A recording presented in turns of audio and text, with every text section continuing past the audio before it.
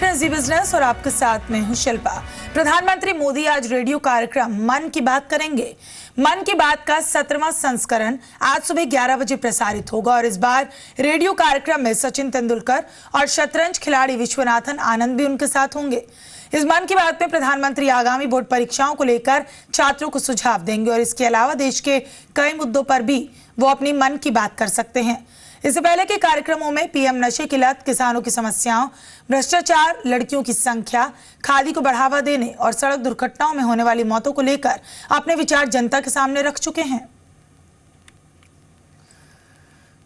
आलोक हमारे संवाददाता इस वक्त हमारे साथ जुड़ रहे हैं फोन लाइन पर। आलोक, 17वीं बार प्रधानमंत्री मोदी आज मन की बात कार्यक्रम के जरिए लोगों से संबोधित होंगे, लेकिन इस बार किन मायनों में इसे खास माना जा सकता है बजट से पहले? देखिए, बजट है तो जाहिर सी बात है कि कह सकते हैं कि संबोधन बहुत खास हो सकता है, क्योंकि इससे एक संकेत भी मिल सकेगा कि आखिर बजट की दिशा और दशा क्या होगी।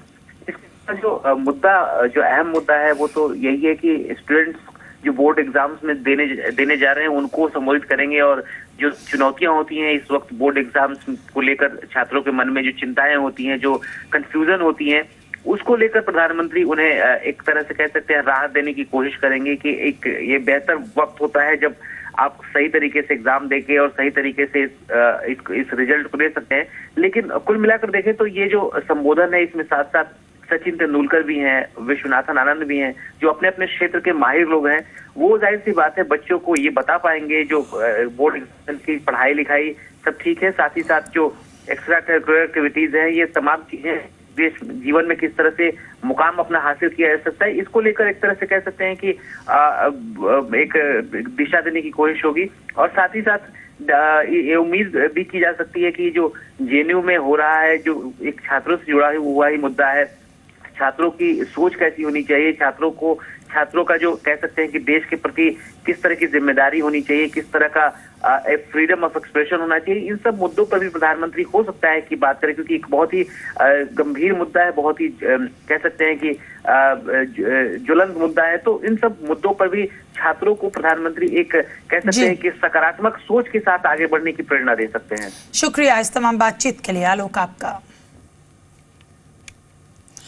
तो बढ़ते आगे और कांग्रेस के वरिष्ठ नेता पी चिदम्बरम ने डायरेक्ट बेनिफिट ट्रांसफर को लेकर यूपीए सरकार पर निशाना साधा। उन्होंने कहा कि पूर्ववर्ती यूपीए सरकार ने कुछ लोगों के विरोध के बाद डीबीटी स्कीम को स्थगित कर गलती की। हालांकि उन्होंने ये भी कहा कि एक कमेटी का गठन किया गया जिसकी रिपोर्ट के आधार पर बीजेपी सरकार ने स्कीम को पूरे देश में लागू कर दिया। हल्के फुल्के अंदाज में पूर्व वित्त मंत्री ने यह भी कहा कि हम डरपोक थे, हम बेचैन थे और हमने उसे स्थगित कर दिया, वो गलती थी। उसी तरह और चीजें रोकी गई, जैसे एनसीटीसी यानी नेशनल काउंटर टेररिज्म सेंटर।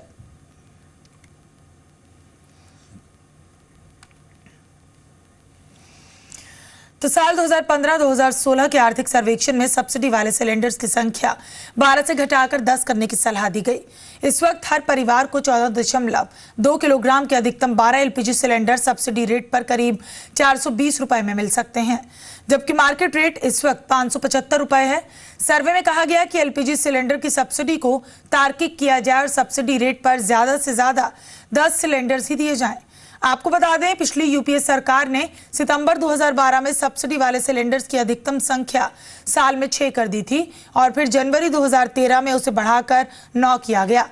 जनवरी 2014 में उसे बढ़ाकर 12 कर दिया गया। टैक्स बकायेदारों पर दबाव बनाने के लिए सरकार नया कदम उठाने की तैयारी में है। सरकार ऐसे बकायेदारों की लिस्ट जारी करने पर विचार कर रही है जिन पर 1 करोड़ रुपए से अधिक का टैक्स बकाया है। आपको बता दें, फिलहाल 5 करोड़ से ज्यादा का टैक्स बकाया होने पर ही बकायेदारों का नाम जाहिर किया जाता है, लेकिन अब वित्त राज्य मंत्री जयंत सिन्हा ने संसद में कहा कि 1 करोड़ या इससे ज्यादा के टैक्स बकायेदारों की लिस्ट जारी करने पर विचार किया जा रहा है।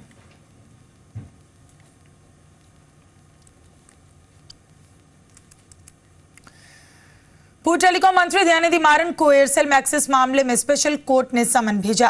दयानिधि मारन के अलावा कोर्ट ने उनके भाई कलानिधि मारन, पत्नी Kaveri Kalanidhi, south Asia FM limited के मैनेजिंग डायरेक्टर के शनमुगम को भी समन भेजा। कोर्ट ने माना कि दयानिधि मारन और बाकी तीनों के खिलाफ पर्याप्त सबूत हैं। चारों आरोपियों को 11 जुलाई को कोर्ट में पेश होने के लिए कहा गया और ईडी ने एयरसेल मैक्सिस मामले में 6 लोगों के खिलाफ मनी लॉन्ड्रिंग का मामला दर्ज किया। ईडी ने अपनी चार्जशीट में कहा कि कलानिधि मारन की company Sun Direct TV private limited यानी SDTPL और साउथ एशिया FM लिमिटेड यानी SAFL को मॉरिशस से 549.03 करोड़ रुपए अवैध रूप से मिले।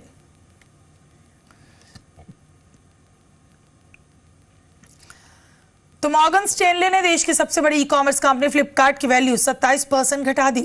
मॉर्गन स्टैनले के इस कदम से इस बात के संकेत मिलते हैं कि ग्लोबल निवेशकों की नजर में फ्लिपकार्ट ओवर वैल्यूड कंपनी है। फ्लिपकार्ट के अलावा मॉर्गन स्टैनले ने सिलिकॉन वैली के सबसे बड़े स्टार्टअप्स में शामिल स्नैपचैट और data analysis company Palantir technologies की वैल्यू भी घटाई है।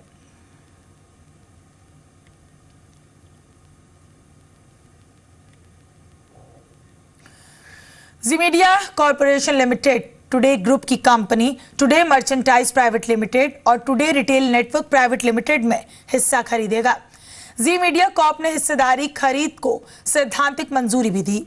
इस डील के तहत जी मीडिया TMPL और TRPL में 80% हिस्सा खरीदेगी। कंपनी पहले चरण में करीब 40 करोड़ रुपए में 49% हिस्सेदारी खरीदेगी और ये पूरी डील करीब 166 करोड़ रुपए में होगी।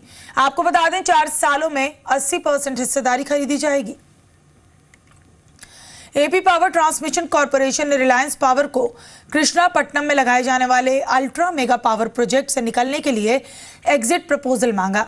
4000 मेगावाट का ये प्रोजेक्ट नेल्लौर जिले में लगना था, लेकिन पिछले महीने रिलायंस पावर ने इससे अलग होने का प्रस्ताव दिया था।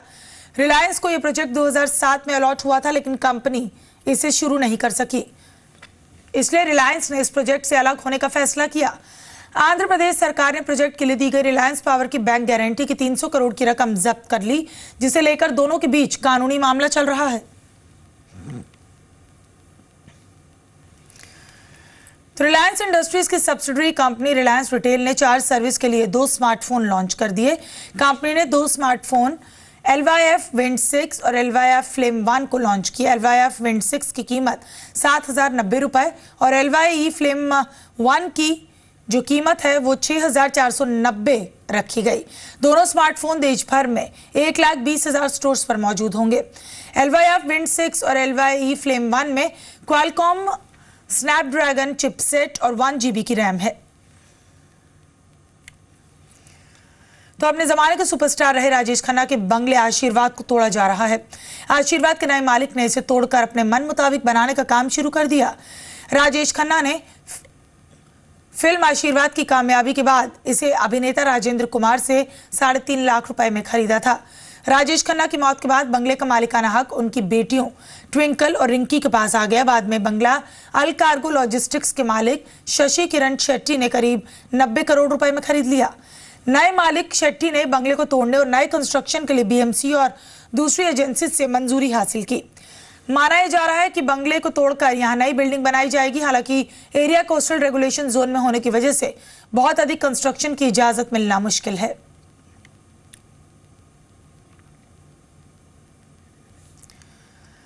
जी मीडिया संवाददाता एकता सूरी ने आशीर्वाद बंगले का जायजा लिया। जिंदगी का सफर है ये कैसा सफर, कोई समझा नहीं कोई जाना नहीं। आज राजेश खन्ना का ये हिट गाना इसलिए जहन में आता है क्योंकि मुंबई में उनका आइकॉनिक बंगला आशीर्वाद, वरदान आशीर्वाद, जहां राजेश खन्ना रहा करते थे, तहस नहस हो चुका है। 1970 में उन्होंने ये बंगला करीबन 3.5 लाख रुपए में राजेंद्र कुमार से खरीदा था और कहते हैं इस बंगले ने उनकी किस्मत ऐसी पलटी कि 16 फिल्में back to back Rajesh Khanna ने उस समय दी और वो सुपरस्टार बन गए बॉलीवुड के सबसे बड़े। आज इस बंगले की ये हालत देखकर जाहिर सी बात है कि उनके फैंस को बेहद दुख पहुंचा होगा। ये बंगला 90 करोड़ रुपए में बिका और मैंगलोर की एक कंपनी ऑल कार्गो लॉजिस्टिक्स ने इसे खरीदा और इसके मालिक शशि कुमार शेट्टी का कहना है कि अब इस बंगले की जगह 4 मंजिला इमारत आएगी जिसमें वो रहेंगे। जाहिर सी बात है जिसने बंगला खरीदा है वो इस बंगले का कुछ भी करे, लेकिन राजेश खन्ना के फैंस के लिए एक बहुत दुख की बात है। एकता सूरी, जी मीडिया, मुंबई। तो चलिए इस पूरे मामले पर राजेश खन्ना के फैंस का क्या कहना है ये भी सुनिए। जब मैंने ये सुना कि बंगला टूट रहा है राजेश खन्ना साहब का, तो मुझे खुद को अच्छा नहीं लगा, इसीलिए मैं देखने आ गया यहाँ पे। दुख की बात ही होगी क्योंकि ये तो एक मेमोरी जा रही है, मतलब पूरी याद ही जा रही है उस बंगले की। तो that's bad. हम लोग यहाँ से मुंबई में बहुत साल से रह रहे हैं और ये देख सकते हैं आप कि ये जो समुंदर किनारा है उसके सामने ही जो बंगला था और डेफिनेटली वो is a memory for all of the fans of Rajesh Khanna और वो ज़रूर दुख की बात है ऐसा टूटना। कल वित्त मंत्री अरुण जेटली आम बजट पेश करने वाले हैं और आपको बता दें कि उम्मीद ये की जा रही है कि बजट में ग्रोथ पर खास फोकस होगा, लेकिन वित्त मंत्री टैक्स पेयर सहित किसान और कॉरपोरेट को भी राहत दे सकते हैं।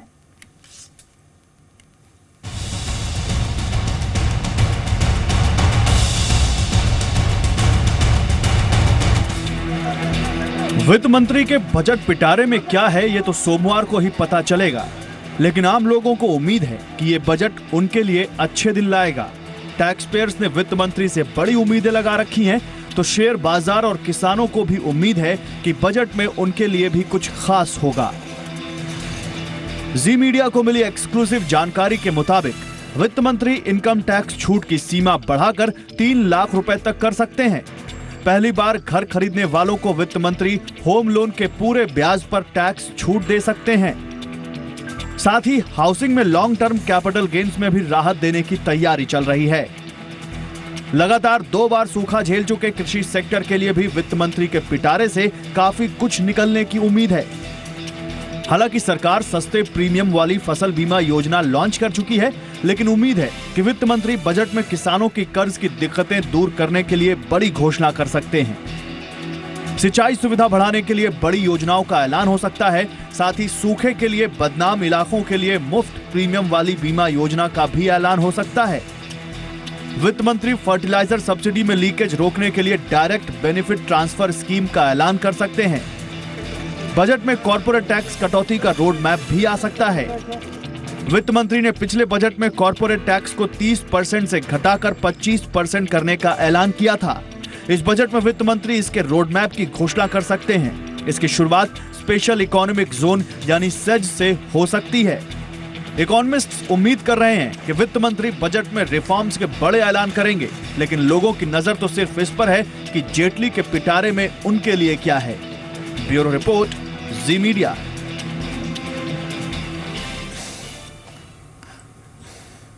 तो इकोनॉमिक सर्वे जो संसद में पेश किया गया था वित्त मंत्री की तरफ से, उससे क्या संकेत मिलते हैं हम आपको बताते हैं। तो इकोनॉमिक सर्वे से क्या संकेत मिल रहे हैं? 10 बड़े संकेत। बजट के लिए ज्यादा लोगों को टैक्स के दायरे में लाया जा सकता है। इंडिविजुअल्स, कॉर्पोरेट्स के लिए टैक्स छूट घट सकती है। 2016-2017 के लिए 3.5% वित्तीय घाटे का लक्ष्य भी बढ़ सकता है और बड़े किसानों को टैक्स के दायरे में लाया जा सकता है। सभी तरह की सब्सिडी रैशनलाइज हो सकती है और फर्टिलाइजर सब्सिडी डीबीटी के तहत संभव है। बजट के लिए 10 बड़े संकेत कि इस बजट में इकोनॉमिक सर्वे जो पेश किया गया उसके बाद क्या संकेत मिल रहे हैं वो बता रहे हैं। सर्विस टैक्स बढ़ाने के साथ इसका दायरा भी बढ़ सकता है और 7वां संकेत ये कि एफडीआई नियमों में पारदर्शिता लाने के लिए कदम भी इस बजट में उठाए जा सकते हैं। सिंचाई कृषि आधारित सेक्टर में बड़े निवेश की घोषणा भी संभव है। मेक इन इंडिया को बढ़ावा देने के लिए टैक्स नियम आसान हो सकते हैं और पीएसयू बैंक्स में सरकारी हिस्सा 51% के नीचे लाने की घोषणा संभव। छोटे बैंकों का बड़े पीएसयू बैंकों में विलय भी संभव है। तो इकोनॉमिक सर्वे में पीपीएफ और इस तरह की सेविंग पर मैच्योरिटी जो की गई मिलने वाली टैक्स छूट को खत्म करने की सिफारिश की गई। इकोनॉमिक सर्वे में कहा गया कि टैक्सेशन में बराबरी लाने की जरूरत है। दरअसल पीपीएफ जैसी सेविंग पर ट्रिपल यानी एग्जेम्प्ट शामिल है, यानी डिपॉजिट से लेकर निकासी तक टैक्स नहीं लगता, जबकि इसी तरह के दूसरे इंस्ट्रूमेंट में डबल ईईटी यानी कि एग्जेम्प्ट टैक्स में शामिल है और इस तरह की सेविंग पर निकासी के वक्त टैक्स चुकाना होता है। लेकिन सवाल यह है कि क्या वित्त मंत्री पीपीएफ को ट्रिपल ई से बदलकर ईईटी करेंगे? अगर ऐसा होता है तो इसका भारी विरोध होना तय है। तो बजट में एग्री सेक्टर पर ज्यादा फोकस रहेगा। जी बिजनेस से खास बातचीत में chief economic adviser Arvind Subramanian ने कहा कि किसानों के लिए सरकार कई कदम उठा रही है और एग्री सेक्टर के रिवाइवल पर सरकार काम कर रही है। We've seen the last 4 years, because of poor monsoons, it's really affected the economy and it's affected the livelihoods of so many people. Still 40% of Indian households derive their income from agriculture. So are we looking at a farmer-friendly budget? I mean, I don't know about friendly, but certainly, farmer welfare will be, quite high in terms of the priorities for this budget. तो chief economic adviser Arvind Subramanian ने कहा कि सरकार को reform में तेजी और growth की रफ्तार बढ़ाने के लिए बेहद मुश्किल प्रक्रिया से गुजरना होगा। साथ ही उन्होंने ये भी कहा कि इस साल ग्लोबल इकोनॉमी बेहद मुश्किल दौर से गुजर रही है और कुछ ही देश हैं जहां टिकाऊ और अच्छी ग्रोथ देखने को मिल रही है। अरविंद सुब्रमण्यम के मुताबिक भारत इस मामले में अच्छी स्थिति में है।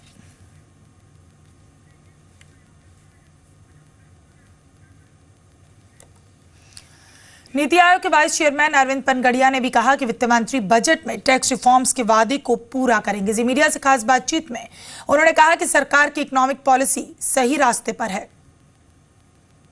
हमारे साथ नीति आयोग के वाइस चेयरमैन अरविंद पनगड़िया। हम बात कर रहे हैं फिस्कल डेफिसिट की, जो कि 3.9% के आसपास है। तो आपको लग रहा है कि ग्रोथ के लिए वो कहीं ना कहीं गलत होगा? वो नहीं, इस बार तो हमारा 3.9% पे इस साल के लिए है, 15-16 के लिए। और जहाँ तक सर्वे कहता है उस हिसाब से लगता है कि शायद हमारे रेवेन्यूज़ एंड एक्सपेंडिचर्स करीब करीब इस पे आ जाएंगे, तो 3.9 का हमारा टारगेट जो है फुलफिल हो जाएगा सर्वे के अनुसार। एंड हमारी ग्रोथ से कंसिस्टेंट है वो। हमारी जो अभी ग्रोथ इस साल की 7.6% बताई गई है। CSO ने एडवांस एस्टिमेट जो दिया है, और उसमें जो चौथा क्वार्टर है, फोर्थ क्वार्टर में उस जो CSO के जो नंबर हैं उसके आधार पर 7.8% हुई है ग्रोथ। तो उसी हिसाब से जो 7 से 7.8 का प्रेडिक्शन किया है वो करीब करीब ठीक लगता है। इकोनॉमिक सर्वे में टैक्स रिफॉर्म्स को लेकर के बातें कही हैं। आपको लगता है कि सही समय है जो रिस्ट्रक्चर करने का, जो टैक्स है कॉर्पोरेट के? नहीं, वो तो वित्त मंत्री का पिछले साल का प्रॉमिस है, तो इस बार कुछ ज़रूर वो इम्प्लीमेंट करेंगे, पर वो तो हमें मंडे को ही पता चलेगा कि क्या करना है उस बारे में। तो उस विषय में तो जब मंडे को बजट आ जाएगा उसके बाद बात की जाएगी। इस जहां एनकाउंटर में पूर्व गृह सचिव जीके पिल्लई ने एक और सनसनीखेज खुलासा किया। पिल्लई ने दावा किया कि यूपीए सरकार में गृह मंत्री रहे पी चिदम्बरम ने खुद इशरत जहां के मामले में केंद्र सरकार का हलफनामा बदलवाया था, जिससे कि इशरत के आतंकी होने की बात किसके सामने ना आ सके। पिल्लई ने बताया चिदम्बरम ने इस मामले में सुप्रीम कोर्ट में असली हलफनामे को बदलवा दिया, जिसमें इशरत जहां और उसके साथियों को लश्कर तैयबा का आतंकी बताया गया था। तो इशरत केस में चिदम्बरम का एक और झूठ लगातार हम आपको बता रहे हैं। इस वक्त की ये अहम खबर है। इशरत जहां एनकाउंटर में पूर्व गृह सचिव जीके पिल्लई ने एक और खुलासा किया। उनका यह दावा है कि यूपीए सरकार में गृह मंत्री रहे पी चिदम्बरम ने खुद इशरत जहां के मामले में केंद्र सरकार का हलफनामा बदलवाया था।